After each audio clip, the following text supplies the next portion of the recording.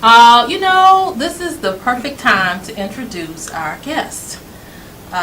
You heard all that love talk. I did. And they tell me that you are a love lifestyle coach. That's what they tell me. Welcome to our show. Well, you need to be looking over I here. know. Got a couple of networks. Hold up, ladies. Let me introduce her. They're anxious. Welcome to our show, Angela Carr-Patterson, the Love Lifestyle Coach. So, Angela, we are so happy to have you with us today. I'm happy to be here with you ladies. You're having a great time. Thank you for having me, Wendy. Well, Love Lifestyle Coach, that brings to mind so many things. Tell us a little bit about what it is that you're coaching people on as it relates to love. Well, what I do is I actually help women transform their relationships with love and money. Basically, men and money, because nothing causes a woman more grief and pain in life than a man and some money. Yes. You talk to a woman any length of time, it will always boil down to either a man or some money. You're either trying to keep the love you have, get rid of the love you don't want, or try to find new love. Or you're trying to keep the money you have, earn more money. Yes. You make money, but you can't keep it. Preaching. And I told you it was going to be all over. because money and love ties into a woman's value system. And the same emotional triggers that impact your relationship with money also impacts your relationship with love. So if you have issues, and we call them patterns, and we all have them, because 80% of our emotional programming is in place by the time we're 8 years old. So what's driving your life, your patterns, the way you see the world, the way you view yourself, the way you show up in the world, is all being driven from that emotional programming that was seeded in you between birth and 8.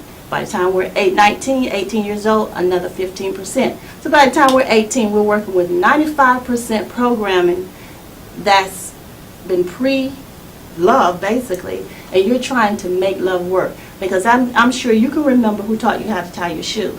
You can remember who taught you how to ride a bike. Or who taught you how to drive a car. But who taught you how to love? We learn love through what we see modeled in front of us.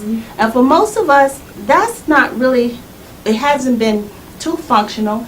And then if you're from my era, then actually Mama and Daddy was, the currency in that relationship was not, I wish Billy spends more time with me. No, Billy needs to go to work and make money and put some food on the table and some clothes. So it wasn't about I needed him to spend more time. Well, let's fast forward. We're now coming to understand who we are as women. Something is trying to emerge in us, with us, through us, and we no longer want to settle for it, like you say, as is. You know how you have the table by as is? We don't want to settle for that anymore. We want love. We want to be successful in the bedroom and the boardroom. We want to be successful in love and money. But the only way we're going to be able to do that is that we're able to retrace our lives beyond our mother's womb and understand who we are. Who we are. The true essence, become more authentic. Because all of our relationships are a reflection of who we are. So if you want to know where you are, look at your life. Look at what's showing up. Look at the kind of men that are showing up. They are a direct reflection of who we are. So we go back. This might be the right person out there. So you go back and you do the work. You've heard Iana say you got to do the work. You got to go back and erase the programming that no longer serves you. You got to go back and reprogram that 95%. Right. How do you do That's what I teach you how to do. You gonna be And that's what I teach you how to do. And when you are able to really show up as your authentic, true self and your value system, you value who you are. You've got to rewrite your own love story, but with yourself. And that's more than going to the spa. That's more than getting a massage and getting a makeover. It's truly about internal work. And until you do the internal, the external will stay the same. You can lose weight, you can get a makeover, and you will still keep attracting the same man. You will still make $200,000 a year and be broke at the end of the year. Because the same emotional triggers that impact your relationship with men impact your relationship with money. So you gotta deal with what's inside. And that takes work. That takes being transparent with yourself. That takes telling the truth to yourself about yourself. It really does. And that's not necessarily easy. And where are these patterns coming from? These patterns of behavior. But one thing I want to make sure you understand is you are not your patterns. Okay? You are magnificent. You are divine. You are amazing, dynamic. You are not your patterns. Patterns can change. There's nothing wrong with you. We have not awakened into who we really are, our divine, magnificent self. There is in the mind of God a perfect image of who we are. And that image would never go away. You know when you look in the mirror, every now and then you get a glimpse of it and you say, wow, I'm a bad member. But then you shrink back and you play small. And then we shrink back and we play small. But it never goes away because it's natural to your system. And it's an undeletable file. And all you have to do is just align yourself and begin to source your life, fuel source, and live your life from that space. And watch the magic happen.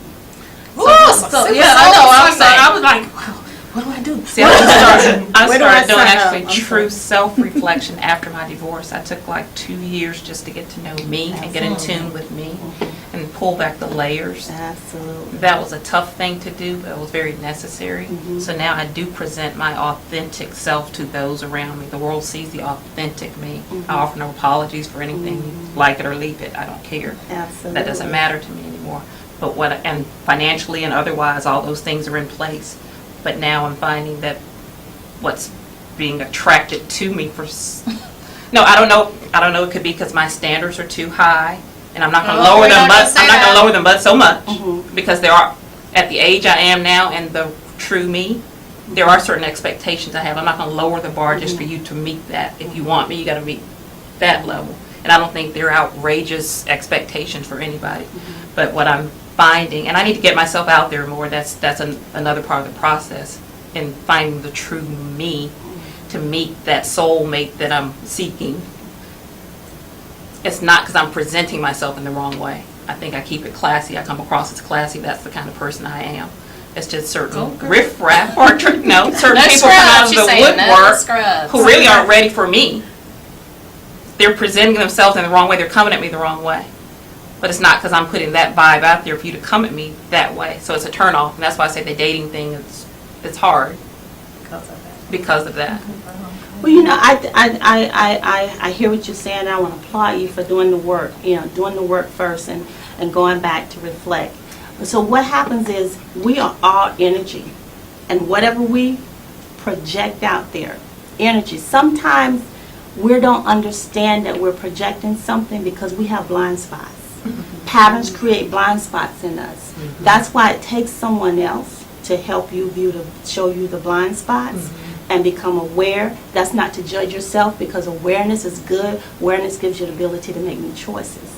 So when you show up differently, maybe you may be radiating something that you're not conscious of.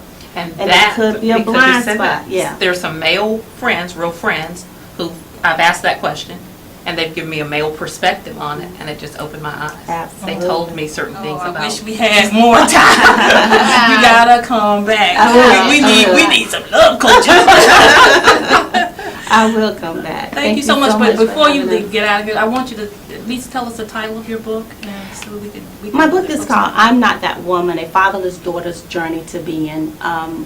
A fatherless daughter is a woman who grew up with an unattached, unavailable, or absent father. And that presents a lot of patterns in our lives that we're not aware of. So you can get it on Amazon. You can get it off of my site, AngelaClarkPatterson.com. Well, stay where you are because we've got some highlights for you from the Imara Anniversary and Scholarship Gala. We celebrated 14 years of the publication, and we want you to